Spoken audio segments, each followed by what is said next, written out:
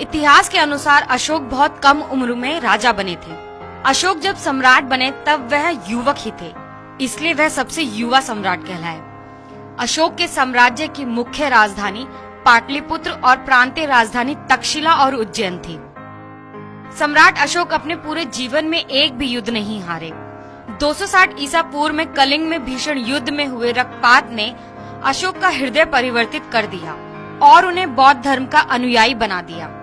उनके ही समय में तक्षशिला, नालंदा, विक्रमशिला, गांधार जैसे 23 विश्वविद्यालयों की स्थापना की गई। इन विश्वविद्यालयों में विदेशों से भी छात्र शिक्षा पाने के लिए भारत आया करते थे। चक्रवर्ती अशोक विश्व प्रसिद्ध एवं शक्तिशाली भारतीय मौर्य राजवंश के महान सम्राट थे। अशोक सम्राट का पूरा नाम देवानंद प्रिय अशोक मौर्य था।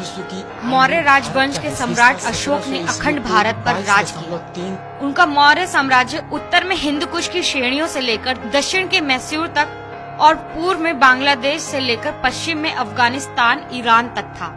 सम्राट अशोक का साम्राज्य आज का लगभग संपूर्ण भारत, पाकिस्तान, अफगानिस्तान, नेपाल, बांग्लादेश, भूटान, म्यांमार के अधिकांश भूभाग पर था। यह विशाल साम्राज्य उस समय से लेकर आज तक का सबसे बड़ा भारतीय साम्राज्य रहा है। चक्रवर्ती सम्राट अशोक विश्व के सभी महान एवं शक्तिशाली सम्राटों एवं राजाओं की लिस्ट में हमेशा शीर्ष स्थान पर ही रहे हैं। सम्राट अशोक को अपने विशाल साम्राज्य से बेहतर कुशल प्रशासन तथा बौद्ध धर्म के प्रचार के लिए भी जाना जाता है। सम्राट अशोक ने संपूर्ण एशिया में तथा अन्य आज के सभी महाद्वीपों में भी बौद्ध धर्म का प्रचार किया। सम्राट अशोक के बनवाए स्तंभ एवं शिलालेख आज भी भारत के अनेक स्थानों पर दिखाई देते हैं। इसलिए उनकी ऐतिहासिक जानकारी सम्राट अशोक प्रेम, सहिष्णुता, सत्य एवं अहिंसा के सच्चे समर्थक थे। इसलिए उनका नाम इतिहास के महान परोपकारी सम्राट के रूप में दर्ज हो चुका है। अर्थशास्त्रियों की माने तो सम्राट अशोक के शासन के दौरान भारत की अर्थव्यवस्था बहुत मजबूत थी।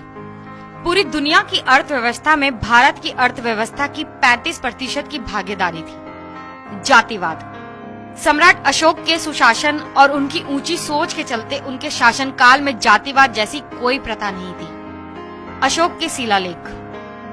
सम्राट अशोक के शासनकाल में बनवाए स्तंभों, चट्टानों और गुफाओं की दीवारों पर अब तक कुल 33 अभिलेख प्राप्त हुए हैं। ये आधुनिक बांग्लादेश, भारत, अफगानिस्तान, पाकिस्तान और नेपाल में जगह जगह पर मिलते हैं और बौद्ध धर्म के अस्तित्व के सबसे प्राचीन प्रमाणों में से एक है। मृत्यु एक रहस्य।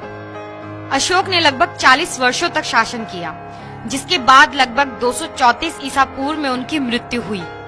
उनकी मृत्यु कैसे और कहां हुई, यह बात अभी तक एक रहस्य बनी हुई है। कुछ इतिहासकारों के अनुसार सम्राट की मौत तक्षशिला में हुई।